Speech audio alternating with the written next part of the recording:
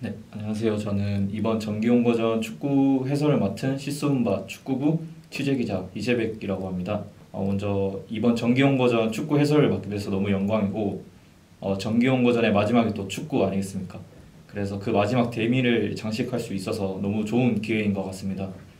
그리고 축구가 워낙 전 세계적으로 인기가 많고, 최근에 또 카타르 월드컵에서 우리나라가 좋은 성적을 거두면서 축구에 대한 인기가 높아진 것 같아서 기분도 좋은 가운데 부담감도 느끼고 있는 것 같아요. 그래서 이제 축구에 대해서 알아가 보도록 하겠습니다.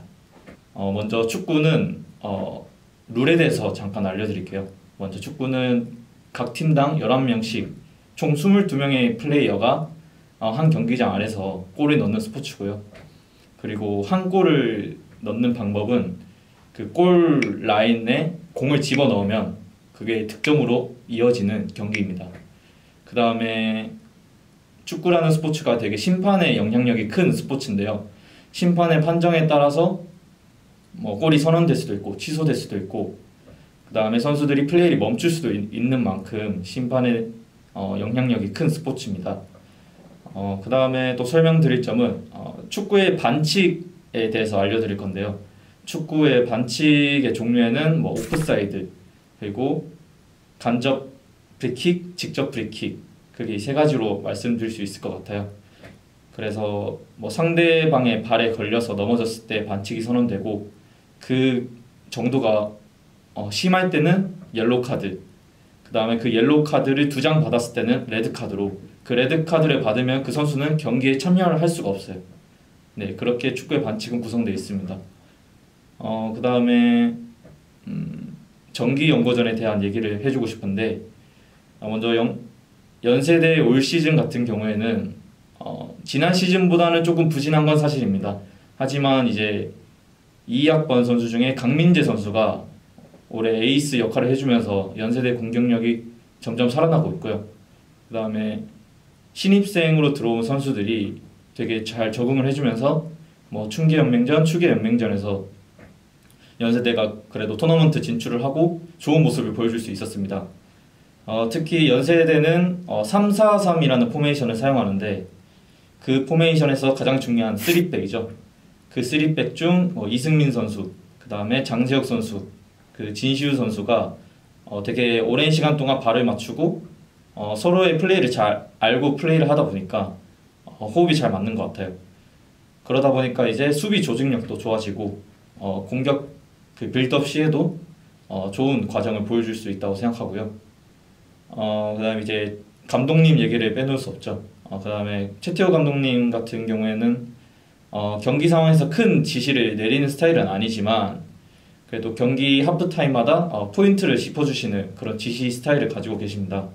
그리고 그 부분들을 선수들이 잘 수행해주고 있는 만큼 전반전과 후반전 그 경기력의 변화가 감독님의 지시에 따라 있는 경우가 많았어요. 실제로 유리그 당시에도 하프타임에 감독님 지시 이후에 후반전에 역전골을 넣는 경우가 많았기 때문에 이번 정기연고전에서도 그런 감독님의 용병술이나 전술 변화가 잘 통할 것 같습니다. 연세대가 추구하는 전술 자체가 측면에서의 빌드업을 중시하고 측면에서의 수적 우위를 통해 공격을 진행합니다. 그래서 3백 중 좌측, 우측 수비수들이 굉장히 중요한 역할을 맡고 있어요. 그 다음에 중앙에 있는 미드필더 둘이죠. 최영우 선수와 박지상 선수가 측면으로 수적 우위를 지원해주면서 그렇게 연세대학교는 공격을 진행하고 있습니다. 그 다음에 이제 전방에 3톱이죠. 박건희 선수, 강민재 선수, 진우주 선수가 서로 유기적으로 자리를 바꿔가면서 상대방 수비수들의 혼란을 유발하고, 그 다음에 특히 진우주 선수 같은 경우가 되게 특이한 케이스인데 진우주 선수가 왼발잡이임에도 오른쪽에 위치해 있어요.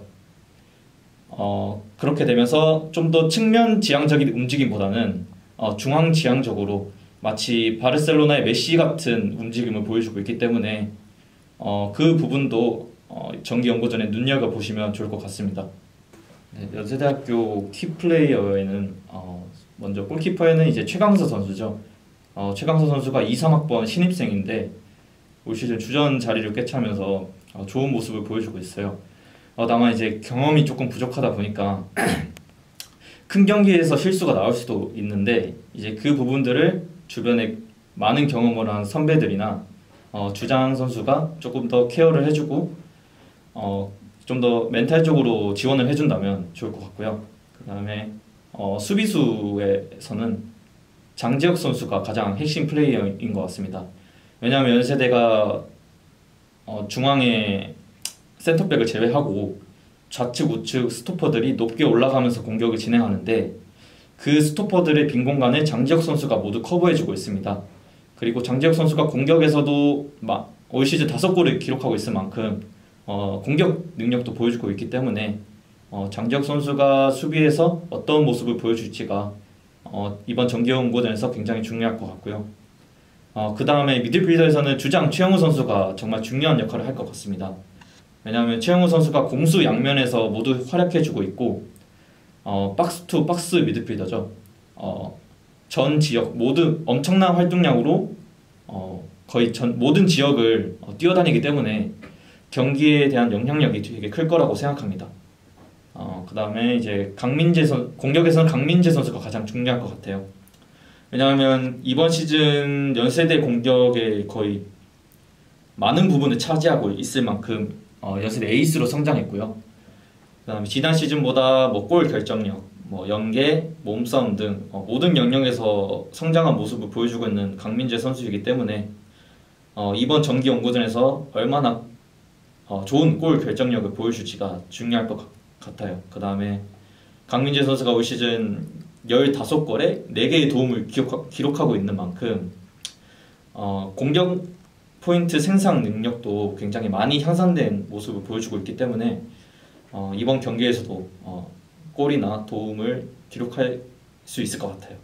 네. 이제 그 다음에 고려대의 전술을 좀 살펴본다면 고려대는 이제 작년과 마찬가지로 이지호 선수가 가장 위협적인 존재가 될 것 같아요. 왜냐하면 이지호 선수가 작년에도 정기 연고전을 경험하기도 했고 그 다음에 지금 K리그 디펜딩 챔피언이죠. 울산 현대 유스 출신이기도 합니다.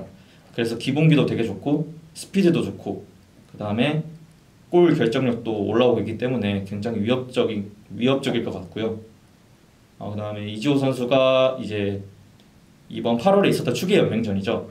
그 대회에서 굉장히 많은 득점을 기록했기 때문에 다가오는 정기 연고전에서도 그 매서운 발끝을 자랑하지 않을까 싶습니다.